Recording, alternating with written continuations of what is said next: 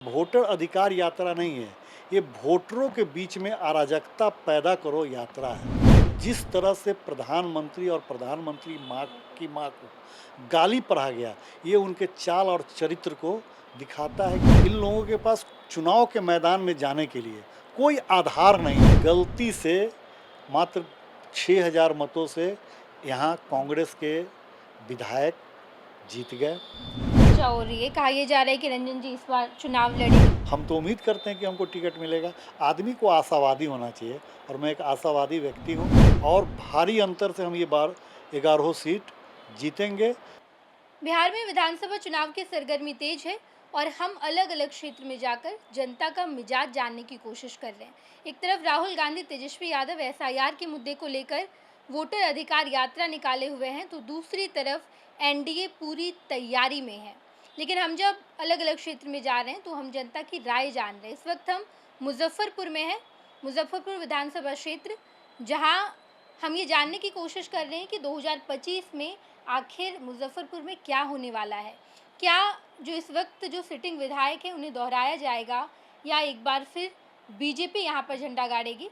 हमारे साथ बीजेपी के जिला अध्यक्ष रंजन कुमार जी हैं। आप पहले तो आपको बहुत बहुत स्वागत है सर। फर्स्ट बिहार झारखंड को भी मेरी ओर से ढेर सारी बधाई और शुभकामना।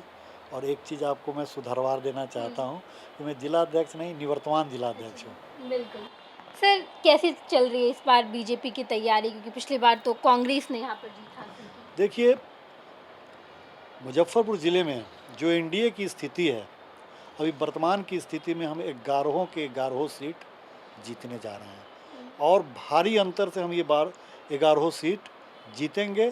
जो अभी वर्तमान में राजनीतिक समीकरण और एक जो सामाजिक समीकरण है वो 100% एनडीए के पक्ष में है और हम लोग यहाँ से बिल्कुल जीतेंगे। यहाँ महागठबंधन को मुंह की खाने पड़ेगी और बिल्कुल साफ हो जाएगा यहाँ महागठबंधन।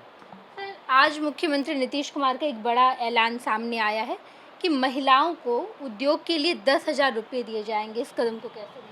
बिल्कुल, देखिए, आप देखेंगे जब से नीतीश कुमार जी की ये सरकार बनी है, हर क्षेत्र में, चाहे वो सामाजिक पेंशन का क्षेत्र हो, किसान निधि का क्षेत्र हो या युवाओं को रोजगार का क्षेत्र हो, हर क्षेत्र में लगातार एनडीए की सरकार के द्वारा साहसिक कदम उठाए जा रहे हैं और लोगों को, युवाओं को, नवयुवतियों को, वृद्ध लोगों को, सभी लोगों को एक सम्मान दिया जा रहा है। और आगे आने वाले दिनों में पुनः जब बिहार में एनडीए की सरकार बनेगी तो और मजबूती के साथ काम किया जाएगा और एक एक जन जन को जो भी एक सुविधा मुहैया होना चाहिए वो मुहैया कराया जाएगा।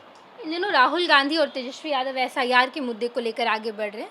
क्या ग्राउंड पर एसआईआर मुद्दा है, और है तो आप लोग कैसे टैकल कर रहे हैं? देखिए, मैं एक छोटा सी बात बोलना चाह रहा हूँ आपके चैनल के माध्यम से।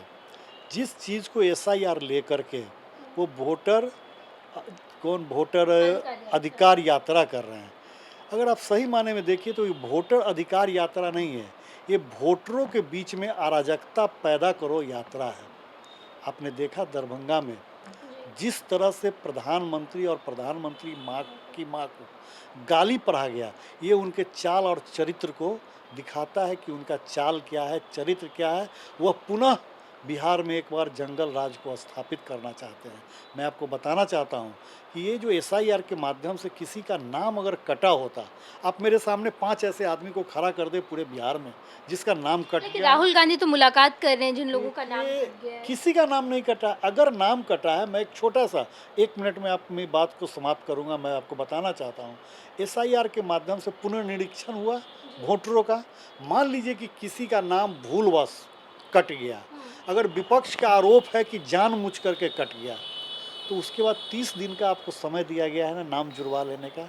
तो जिसका नाम, एक तो नाम कटा नहीं है सही लोगों का, और अगर कट गया है तो जुड़ने के लिए फिर 30 दिन का समय दिया गया है, तो फिर वो जुड़ रहे हैं। बता रहा हूँ, जिस तरह का आरोप लगा रहे हैं, अगर उस तरह से वोटरों का नाम कटा होता ना तो देश में एक बहुत बड़ा आंदोलन खड़ा हो गया होता। आपने देखा है आज तक कहीं 5 आदमी 10 आदमी एक साथ खड़े हुए हैं कि मेरा नाम वोटर लिस्ट से कट गया है?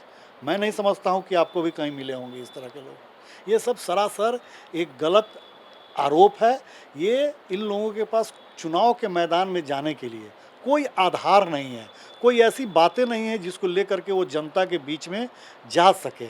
तो ये क्या कर रहे हैं, समाज में द्वेष फैलाकर, हिंदू मुस्लिम ला करके, वो मैं तो ये कहूँगा कि ये जो वोटर अधिकार यात्रा नहीं है, बांग्लादेशियों को ये लोग अधिकार दिलाने के लिए ये यात्रा कर रहे हैं, समाज में वैमनस्यता फैलाना चाहते हैं, हिंदू मुस्लिम संप्रदायवाद जो है वो सांप्रदायिक दंगा कराना चाहते हैं, इसलिए ये यात्रा कर रहे हैं।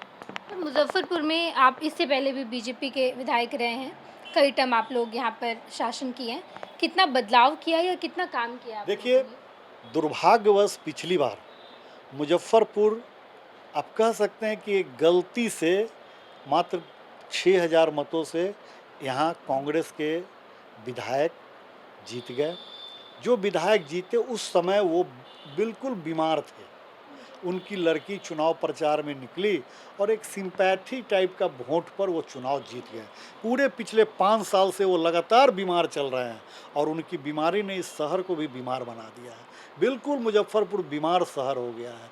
आप जाएंगे तो शहर में समस्या ही समस्या हैं, कूड़े के घेर पर चलना होगा, सड़क जाम मिलेगा, सड़क टूटी फूटी मिलेगी, उनको कोई मतलब ही नहीं है विकास से, वो कोई परिचर्चा करने की स्थिति में नहीं है, कोई काम करने की स्थिति में नहीं है। इस बार मुजफ्फरपुर की जनता ऐसे विधायक को बिल्कुल सीधे सिरे से नकार देगी और यहाँ से एनडीए का ही विधायक बनेगा, मैं आज आपको ये बता देता हूँ। रंजन जी, हम जब क्षेत्र में गए, हमने लोगों से बातचीत की, तो आपके नाम की खूब चर्चा हो रही है। कहा यह जा रहा है कि रंजन जी इस बार चुनाव लड़ेंगे, बीजेपी के टिकट पर चुनाव लड़ेंगे, जबकि यहाँ तो पिछली बार सुरेश कुमार शर्मा को टिकट दिया गया। देखिए, निश्चित तौर पर मैंने अपनी उम्मीदवारी पार्टी के सामने रखी है, लेकिन कौन लड़ेगा ये तय करना भारतीय जनता पार्टी में शीर्ष नेतृत्व का काम है और हम लोग पार्टी के एकदम सच्चे पक्के सिपाही हैं।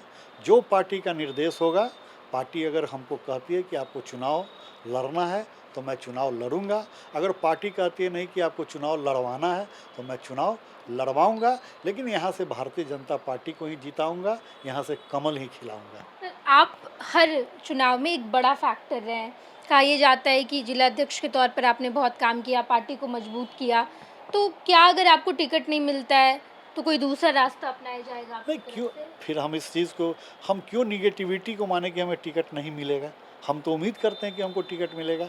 आदमी को आशावादी होना चाहिए और मैं एक आशावादी व्यक्ति हूँ, इसलिए मैं अभी इस चीज़ को नहीं मानता हूँ कि हमें टिकट नहीं मिलेगा। मैं आशा करता हूँ कि मेरे काम को देखते हुए पार्टी हमारे नाम पर विचार करेगी, लेकिन पार्टी का जो फैसला होगा वो सर आंखों पर है। चलिए, बहुत बहुत धन्यवाद। हमारे साथ रंजन जी थे, जिन्होंने ढेर सारे मुद्दे पर बातचीत की। मुजफ्फरपुर में इन दिनों क्या चल रहा है, किस तरीके से एसआईआर बड़ा मुद्दा है या नहीं है, और बीजेपी की क्या तैयारी है। अपने सहयोगी धर्मेंद्र के साथ मैं Neha Chaudhary, first Bihar Jharkhand, Muzaffarpur. Panorama group, जो सोचता है वो करता है, आपके अपने सपनों का आशियाना। ये लो, मुंह मीठा करो, आज मैंने अपना जॉब छोड़ दिया, अब हम पूर्णिया वापस जाएंगे।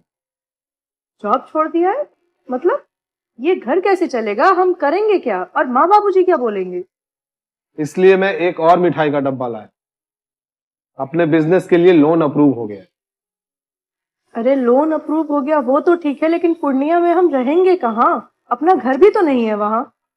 इसलिए तो एक और मिठाई का डब्बा अलग से लाया हूं। हमने पूर्णिया में घर ले लिया है, पूर्णिया के ई होम्स पैनोरमा में। पूर्णिया में पैनोरमा ग्रुप लेकर आए हैं ई होम्स पैनोरमा। बड़ा घर, आलीशान जिंदगी और अत्याधुनिक सुविधाओं के संग। अरे अरे, अब क्यों मुंह मीठा करवा रही हो? क्योंकि हम घर वापसी जो कर रहे हैं। घर वापसी की खुशी पूर्णिया में ई होम्स पैनोरमा के संग। E homes panorama, luxurious lifestyle redefined.